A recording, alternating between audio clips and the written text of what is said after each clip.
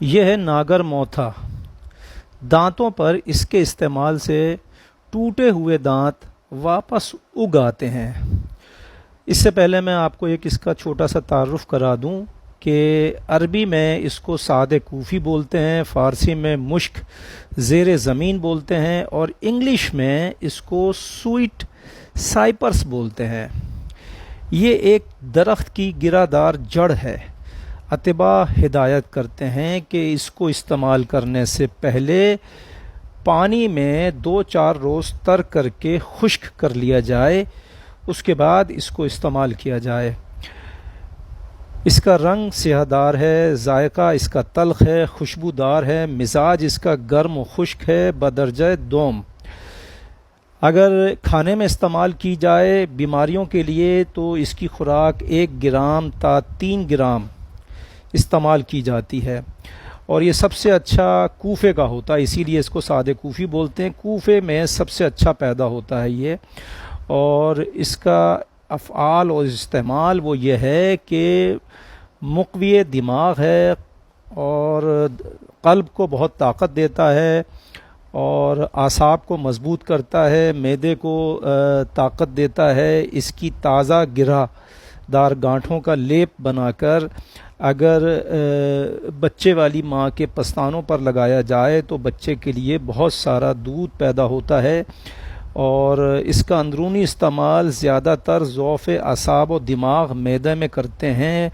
हैज़े में सादे कूफ़ी और पुदीना का जो शानदा बना के पिलाते हैं। अगर जिगर में सूए मिजाज बारत की वजह से ग़िज़ा हज़म ना हो और इसहाल आते हों यानी कि दस्त आते हों तो सादे कूफ़ी का सफ़ूफ़ 1 ग्राम छाछ के साथ खिलाना चाहिए या उसको पानी से पिला दें। तो ये तो एक इसका छोटा सा तारुफ है। इसमें अज्जा जो ख़ास तौर पे पाए जाते हैं, ऑयल होता है, इसके अलावा इसमें कार्बोहाइड्रेट्स होते हैं, खार और राख पाए जाते हैं। अच्छा, ये जो एक मैंने शुरू में एक बात बताई कि इसके इस्तेमाल से नए दांत उग आते हैं, ये कौल है इमाम रिज़ा अलैहिस्सलाम का। इमाम रिज़ा अलैहिस्सलाम के पास एक शख्स आया और उसने कहा कि मौला मेरे तमाम दांत गिर चुके हैं, कोई नुस्खा बताइए। तो इमाम रिज़ा अलैहिस्सलाम ने उससे कहा कि इसको मंजन की तरह इसको पीस लो और उसके बाद दांतों पर जहाँ से दांत टूट गए हैं वहाँ इसको हल्का सा मसलने के बाद यानी कि मंजन की तरह मांजने के बाद इसको वहाँ रख लो। चंद दिन रखने के बाद 20-25 दिन रखने के बाद उसके नई दांत की कोंपलें जो हैं उसकी फूट निकली। इसका इस्तेमाल आज भी हम मरीज़ों को जिनके दांत टूट जाते हैं या जिनके दांतों में से बदबू आती है, दांत कमज़ोर हो जाते हैं, दांत चमकदार नहीं रहते, उनको हम कहते हैं कि 15 से 20 मिनट तक आप इसको मंजन की तरह से बनाकर मांझिए और उससे ये होता है कि आपके दांत चमकदार हो जाएंगे, मुंह से बदबू आना ख़त्म हो जाएगी और मसूड़े मजबूत हो जाएंगे। और जिस जगह से दांत टूटे हैं वहाँ पर थोड़ा सा ये पेस्ट बनाकर वहाँ पर रख लीजिए आप तकरीबन आधे घंटे रोज़ाना। तो 20-25 दिन में देखा गया है कि लोगों के जो हैं दांत की कोपलें नई फूट आती हैं।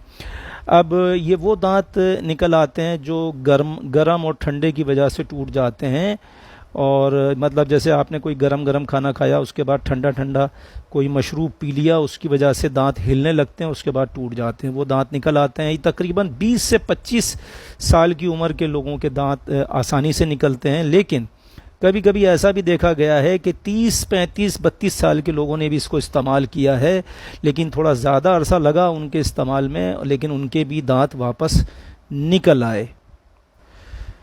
इसके अलावा ये जो गरम मसाले में तेज़ पत्ता इस्तेमाल होता है, तेज़ पत्तों को अगर आप खुश्क तेज़ पत्तों को बारीक पीस कर हर तीसरे दिन मंजन बना के मंजन की तरह से दांतों पर मलें तो दांत चमकने लगते हैं। इसके अलावा लीमू जो होता है उसके छिलकों को खुश्क कर लें साए में, और जब वो खुश्क हो जाएं उसको पीस के पाउडर बना लें, मंजन की तरह से उसको काम में लाएं तो उससे दांत साफ़ हो जाते हैं, चमकने लगते हैं। इसके अलावा मुंह से सांस से जो बदबू आती है वो आना बंद हो जाती है।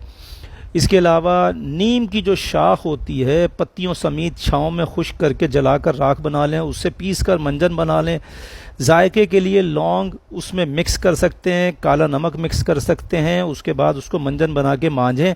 इससे पायोरिया की जो तकलीफ़ होती है वो ठीक हो जाती है, दांत मजबूत हो जाते हैं।